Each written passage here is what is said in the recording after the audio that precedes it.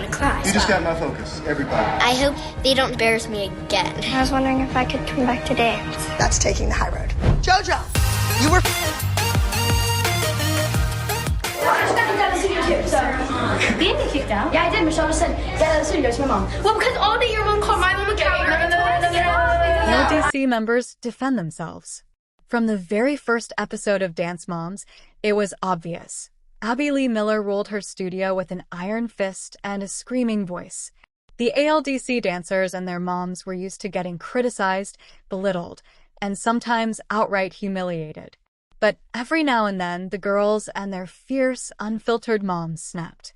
This is your ultimate flashback guide to the most savage, most iconic, and most emotional times LDC members stood their ground, fought back, and reminded everyone that they weren't just dancers, they were warriors. Chloe Lacasiak started out as the sweet, quiet girl who just wanted to dance. But if Abby thought that meant she could walk all over her forever, think again. Remember when Abby literally called Chloe washed up at 13? That was the final straw. Chloe's little voice turned into a bold "I'm done," and the entire fandom collectively screamed. One of her most iconic lines? "You don't treat people like that. You don't treat me like that. And don't even get us started on Christy." Christy. She went from trying to play nice to full-blown savage. Her line, "You can't keep tearing my daughter down to build Maddie up," was a moment of truth. Abby hated hearing it, but fans ate it up. Chloe walking away in that final season 4 moment? Cinematic. Historic. Deserved. Dr. Holly Frazier didn't yell. She didn't scream. But when she had something to say, oh, she said it. And it always landed. Holly was the first mom to stand up to Abby in a way that was intellectual, measured, and devastatingly honest. "You will not disrespect me, and you will not disrespect my daughter," she once said with calm fury. Chills. Literal chills. And let's talk about Nia. This girl was chronically underestimated. Abby didn't see her as a star until Nia made herself one. The Goodbye Maya solo? Emmy-worthy. The Feeling Good number? A message. Nia proved that just because you're not Abby's favorite doesn't mean you can't slay the stage, and Holly made sure that message got through loud and clear. The day Abby told Holly she didn't support her daughter's music career? Big mistake. Because Holly was the music career. She managed Nia. She got her those gigs, and she smiled while Abby seethed. Brooke and Paige were never the loudest. But the way Abby pushed them, the way she belittled them in front of everyone, it built up, and when it finally exploded, it was unforgettable. Let's take a moment for Brooke's brutal honesty. "You made me hate dance." Just 5 words, but it hit Abby like a truck. And the way Paige stood there, crying through the pressure, while Abby screamed about her timing or flexibility. Heartbreaking. But then came Kelly. Kelly was done. Done. And when she exploded on Abby in that now iconic hallway scene, "You're eating my face. Get your finger out of my face. You're crazy." It was the result of years of watching her daughters be torn down. And the infamous slap? It was messy. It was dramatic. It got them banned from the studio. But fans knew one thing. Kelly was always going to go down swinging for her kids. She wasn't backing down. Jill started out as that mom, desperate for Abby's approval, trying so hard to make Kendall the new Maddie, buying gifts, switching teams, kissing up. But eventually, even Jill reached her breaking point. Kendall was constantly compared, constantly told she was just okay. But when she started pulling off killer solos like Welcome to My Life, fans saw it. She had the talent. She just needed the support. Abby wasn't giving her that, and Jill noticed. Cue Jill's sass. "You're destroying my daughter's confidence." She was done trying to be Abby's favorite. That mother-daughter duo had been walked over one too many times, and their snap moments were some of the best in the series. When Jill told Abby to take her ego out of it and focus on Kendall's growth. Legendary. And the infamous bully fight during Season 4's Wild West-themed competition? Kendall sobbing, Jill raging, Abby gaslighting, and fans watching in shock. It was raw, real, and another reminder that Abby's words hurt, and eventually, people fight back. Kalani was one of the most technically gifted dancers ALDC ever had, but she was also one of the quietest. That didn't mean she didn't know how to defend herself when the time came. Abby loved Kalani when it was convenient. But when she questioned Kalani's commitment, the teen star fired back with subtle but powerful words.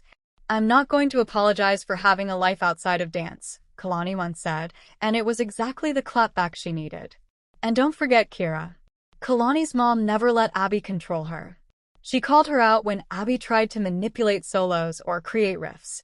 The moment Kira accused Abby of only caring about Maddie and not the team, that hit a nerve, and Kalani backed it with performances that shut everyone up. From the second Jojo Siwa stepped into the ALDC, she had a target on her back. The bow, the voice, the energy. It was all too much for Abby and the other moms. But Jojo? She didn't care. She owned it. She told Abby flat out, "You can say whatever you want, but I'm still gonna be me." And when Abby mocked her for being a brand, not a dancer, Jojo proved she could be both. And Jessalyn? Oh, she was ready. Jess was the mom who refused to let Abby break Jojo. "My kid shines," she said. And that's a good thing. Jess was the loud mom, the over-the-top mom, but she was the one who protected her daughter's joy. And look at Jojo now. The girl who was told she'd never be a star unless she toned it down, she's a global icon. She defended herself and her style, and she won.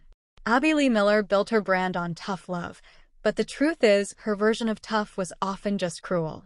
These girls grew up in an environment that broke some of them, but also gave them the fire to push back. From Chloe's tearful exit to Nia's musical independence, from Kendall finally believing in herself to Jojo refusing to shrink, these girls learned to defend themselves. And when they did, it was powerful. It was real. And it gave Dance Moms some of its most iconic, emotional, and empowering moments. They weren't just dancers. They were fighters. And we loved every second of their rebellion. In the early seasons of Dance Moms, Brooke and Paige Highland were known as the quiet ones. They didn't cry for attention, didn't start drama, and rarely spoke out. But when they did, it was earth-shattering. Abby underestimated them, belittled them, and made them feel disposable, and eventually, the Highland girls weren't going to take it anymore. Brooke was the acro girl, flexible, talented, and always expected to pull off crazy tricks. But over time, her love for dance fizzled under Abby's relentless criticism. The constant pressure led to one of the most heartbreaking lines ever muttered in the ALDC dressing room. That was the moment. The look in Brooke's eyes? She was done. She had given Abby everything, and all she got in return was negativity. Later, Brooke told Abby straight up, "You make me feel like I can't do anything right." It was raw, honest, and totally devastating. You could see the toll it took on her, and fans were furious on her behalf. If Brooke was quietly emotional, Paige was silently fuming. Abby constantly threw her under the bus, gave her last-minute solos, and tore her down for not being confident, as if confidence could grow under weekly humiliation. When Abby shoved a chair across the room in Paige's direction during a rehearsal, fans were shocked. Paige stayed quiet, but her body language said it all. The fear, the tension, the anger. It was the kind of moment that made viewers go, "Okay, this crossed the line." But Paige had her moment too. One time, during a backstage confrontation, she finally snapped. "You don't talk to me like that." Abby was stunned. Paige rarely raised her voice, but when she did, the whole studio stopped. Of course, no Highland showdown is complete without Kelly. Protective, fiery, and always ready to throw down, Kelly was the ultimate mama bear. For years, she tried to bite her tongue, but eventually, she let Abby have it. During one of the most infamous episodes in Dance Moms history, Abby mocked Paige's routine, rolled her eyes, and pushed Kelly one insult too far. Kelly snapped. "You're not going to talk to my daughter like that. You've always hated her." Always. Abby clapped back. Kelly shoved her finger in Abby's face. Abby yelled. Kelly pulled her hair. A full-blown physical fight broke out, and security had to separate them. It was chaotic. It was messy.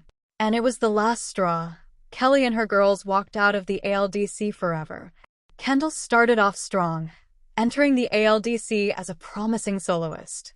But Abby's favoritism constantly left her fighting for scraps, and no one fought harder than her mom, Jill Verts.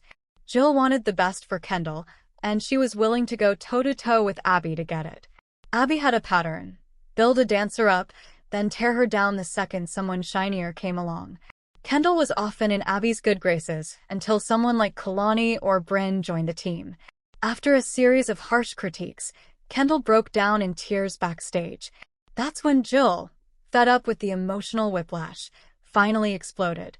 "You're ruining her confidence. You build her up just to crush her." She wasn't wrong. Kendall would win first place one week and be benched the next. The inconsistency was maddening, and Jill was done playing nice. Kendall finds her voice. As Kendall matured, she started defending herself too. One iconic moment came when Abby scolded her mid-rehearsal for not working hard enough. Kendall shot back with, "You never even look at me when I dance." Oof. That one hit.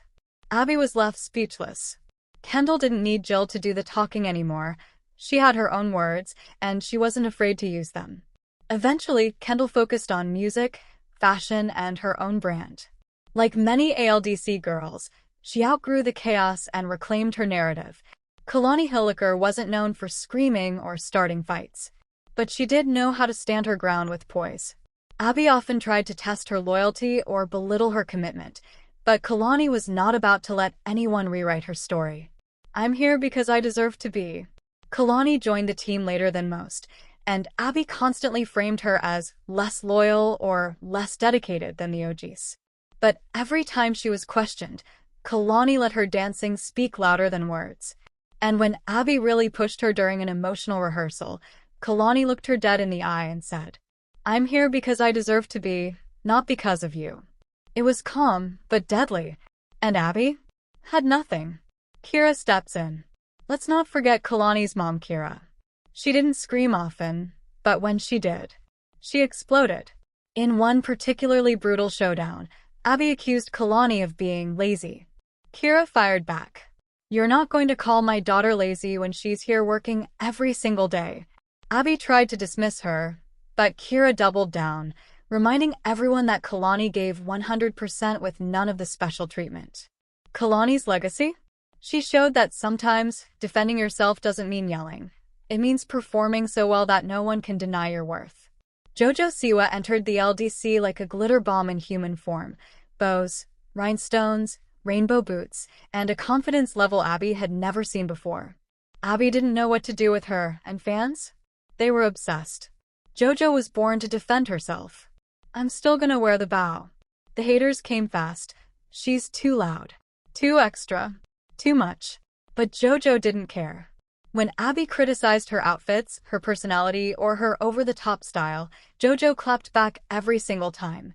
"You can hate on me all you want, but I'm still gonna wear the bow." That line? Instantly iconic. Jojo never let the criticism stick. Instead, she flipped it into a brand and became the most successful ALDC girl to ever come out of the show.